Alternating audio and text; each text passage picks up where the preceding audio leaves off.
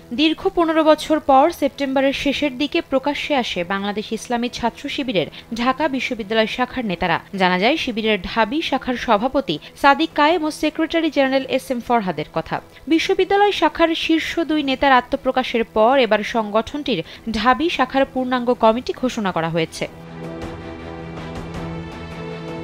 বুধবার শিবিরের ঢাবি শাখার অফিসিয়াল ফেসবুক পেজে এক বিজ্ঞপ্তির মাধ্যমে এই কমিটি প্রকাশ করা হয়। কমিটিতে মহিউদ্দিন খানকে সাংগঠনিক সম্পাদক, হোসাইন আহমদ জুবাইরকে প্রচার ও মিডিয়া সম্পাদক, মোহাম্মদ মাজহারুল ইসলামকে ছাত্র আন্দোলন ও মানব সম্পদ উন্নয়ন বিষয়ক সম্পাদক, ইমরান হোসাইনকে অফিস সম্পাদক, আলাউদ্দিন আবিদকে বায়তুল মাল সম্পাদক, হামিদুর রশিদ জামিলকে দাওয়াহ ও ছাত্র কল্যাণ সম্পাদক করা হয়েছে। স্যান্ডেলিনা সো, রূপচর্চায় আভিজাত্য।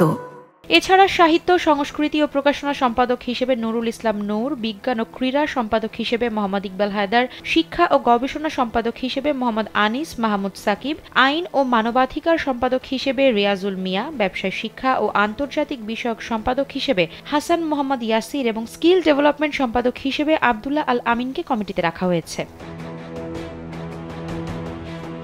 এর আগে মঙ্গলবার এ বিষয়ে শিবিরের ঢাবি শাখার সেক্রেটারি SM ফরহাদ কালবেলাকে জানিয়েছিলেন, সভাপতি ও সেক্রেটারি জনসম্মুখে পরিচিত হওয়ার পর তারা ছাত্র শিবিরের ঢাকা বিশ্ববিদ্যালয় শাখার পূর্ণাঙ্গ কমিটি প্রকাশ্যে আনবেন।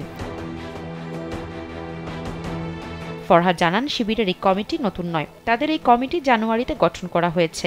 অন্য সংগঠনগুলোর মতো তাদের কমিটিগুলো লোক দেখানোর জন্য বড় হয় না। যতটুকু প্রয়োজন ঠিক ততটুকুই কমিটি দেওয়া হয়। শিবিরের ঢাবি শাখার সেক্রেটারি আরও জানান, তাদের কমিটিগুলো সাধারণত 15, 18 অথবা সর্বোচ্চ 20 সদস্য বিশিষ্ট হয়ে থাকে। তাদের যে কয়েকটি বিভাগ তা চালানোর জন্য যতজন প্রয়োজন সে অনুযায়ী রাখা হয়। বাকিরা কমিটির বাইরে সদস্য হিসেবে থাকে। স্বাভাবিক সাপোর্ট দেওয়ার জন্য শিবিরের সারা দেশের কমিটিগুলো এরকম।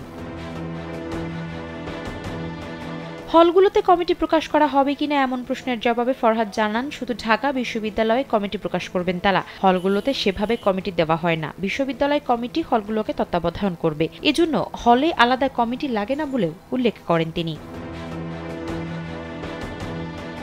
আফসারা নাজ, কালবেলা।